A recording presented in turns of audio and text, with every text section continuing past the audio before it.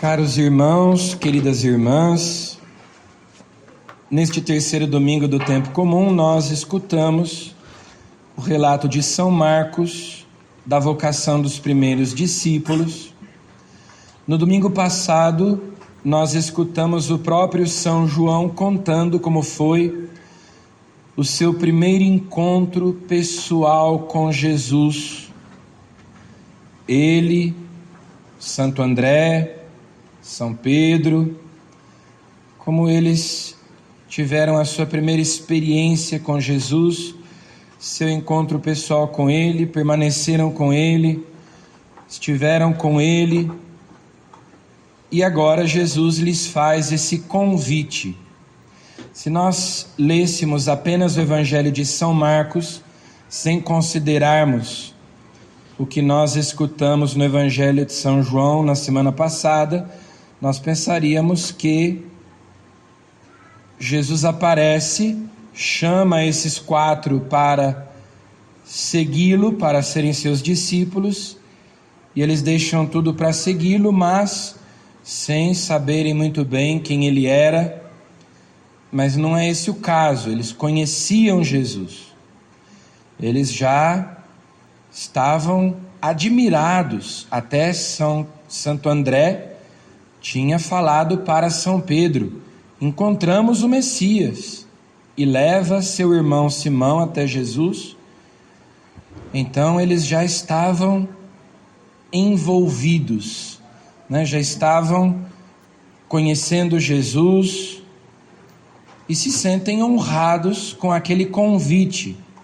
E é bonito ver justamente essa disponibilidade, esse desprendimento, esse desapego dos 4, de imediatamente deixarem tudo, quando Jesus lhes diz: vinde após mim, segui-me, e eu farei de vós pescadores de homens. Imediatamente deixaram as redes.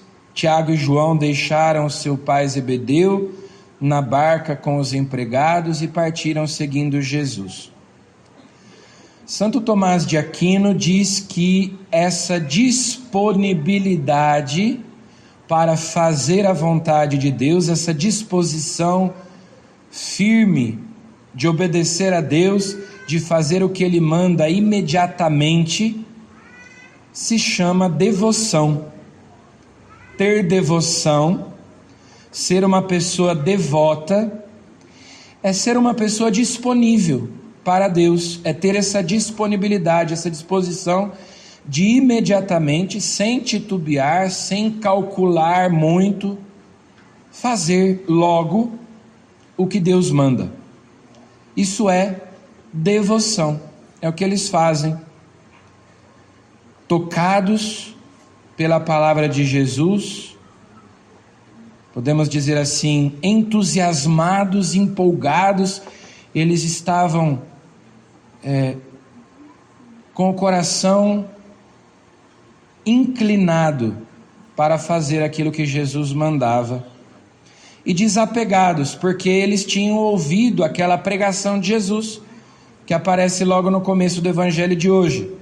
Depois que João Batista foi preso, Jesus voltou para a Galileia, porque João Batista batizava na Judéia, onde ficava o Rio Jordão. Então Jesus volta para a Galileia, e a pregação de Jesus é a mesma de João Batista. O tempo se completou. Gente, não tem mais tempo. Agora é a hora, o tempo se cumpriu. Convertei-vos, fazei penitência, mudai de vida. O reino de Deus chegou. É a mesma pregação de João Batista, só que a novidade é o próprio Jesus. Ele é o reino em pessoa. Quando ele diz o reino de Deus está próximo, significa Deus está próximo, Deus se aproximou de nós. De que modo? Por meio do seu Filho, Jesus Cristo, que veio até nós, que é o Emanuel, Deus conosco. Então, a pregação é a mesma de João Batista, só que A novidade é que é o próprio Jesus, o reino de Deus, que chegou, e existe uma urgência, um apelo aí nesse convite. Evangelho quer dizer boa notícia, é uma novidade. O tempo se cumpriu, o tempo está acabando, vocês precisam tomar uma decisão, ou então vocês vão ficar de fora. Convertam-se, mudem de vida. É Jesus dizendo que é preciso tomar posição logo, porque o tempo está acabando. E eles que tinham escutado essa pregação de Jesus, então, decidem, sem titubear, sem pensar muito, sem calcular muito, imediatamente segui-lo. São Paulo, na segunda leitura de hoje, diz também para nós: o tempo está abreviado. Olha, você vai morrer logo. Nós estamos neste mundo para conhecer, amar e servir a Deus. Nós estamos aqui para aprender a amar a Deus, salvar a nossa alma. Então ele diz assim: a figura deste mundo passa. O mundo vai acabar logo. Os que choram, vivam como se não chorassem. Os que estiverem alegres, como se não estivessem alegres. O que significa isso? Olha, não fiquem se apegando a este mundo, a esta vida, não fiquem colocando muita expectativa, esperando a felicidade aqui. Nós estamos aqui para aprender a amar a Deus, salvar a nossa alma. A figura desse mundo passa. O tempo está abreviado.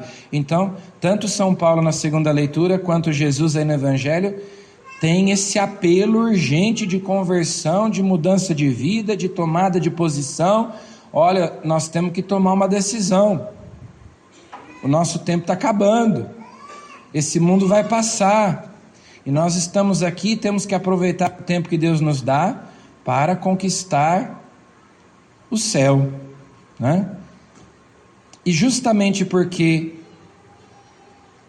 João, Tiago, André, Simão Pedro tinham escutado essa pregação, e eles já estavam com o coração desapegado em relação às coisas deste mundo, eles logo seguem Jesus quando escutam o seu convite.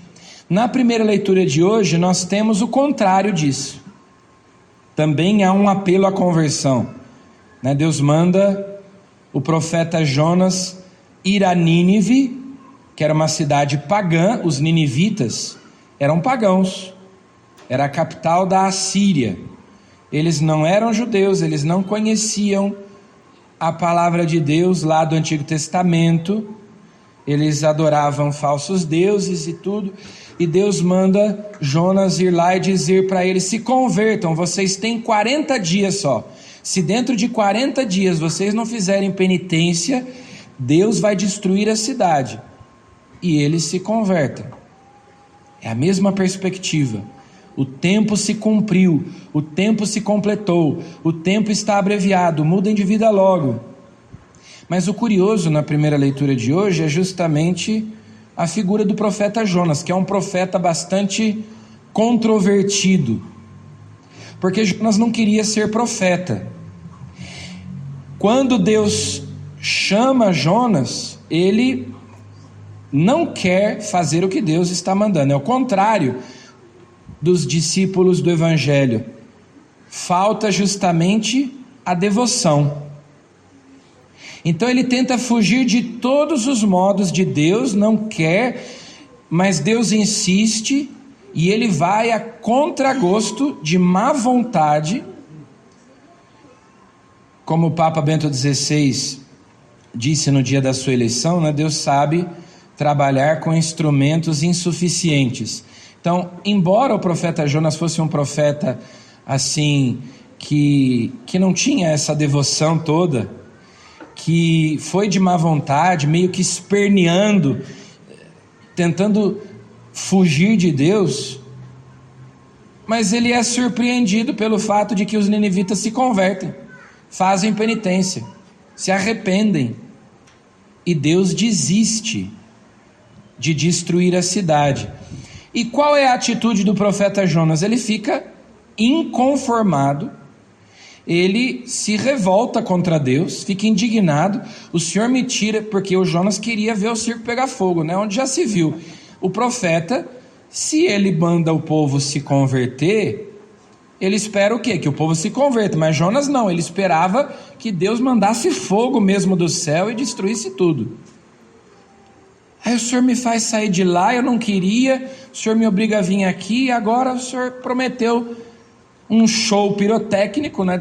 Derramar fogo do céu, destruir tudo, como lá em Sodoma e Gomorra. Aí eles fazem penitência e o Senhor volta atrás.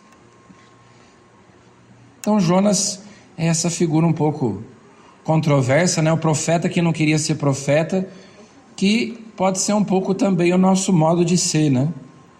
A gente às vezes até faz a vontade de Deus, mas sem devoção, ou seja, de má vontade, meio que esperneando.